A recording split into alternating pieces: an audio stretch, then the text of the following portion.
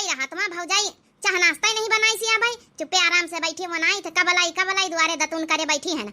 ये अम्मा थोड़ा कर्री धरा करा भौजाई का यहाँ, ठीक है ना, ज्यादा लूज पर ना डाला करो, थोड़ा कर्री धर के रहा करो वही के साथ ही।